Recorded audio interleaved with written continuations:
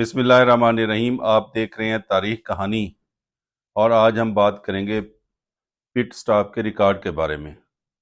Pit stop का record दुनिया की सबसे तेज़ कार रेस यानी फार्मूला वन के अंदर बनाया जाता है। तो इससे पहले कि हम आपको बताएं कि ये रिकॉर्ड क्या है, पहले हम आपको बताते हैं कि पिट स्टॉप होता क्या है।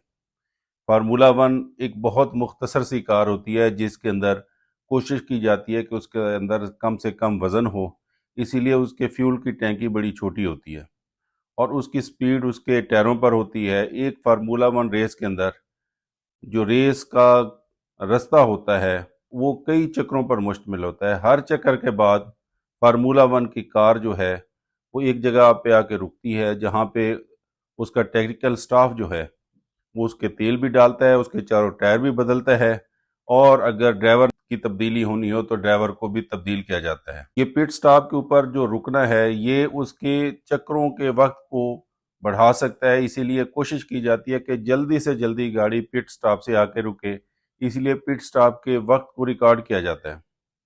और पिट स्टॉप का सबसे कम वक्त का रिकॉर्ड मैक्लेरन कंपनी के पास है जो कि कारसाज कंपनी है और वो महज 1.8 सेकंड है। यानी मैक्लेरन की टीम ने ना सिर्फ उसके चारों पहिए तब्दील किए बल्कि उसके अंदर तेल भी डाला और बाकी जो ज़रूरी काम थे वो भी किए, और वो भी महज 1.8 सेकंड के मुख्तसर वक्त के अंदर। अगर हमारा चैनल आपको पसंद आए तो इसे लाइक और सब्सक्राइब कीजिए। Thank you very much.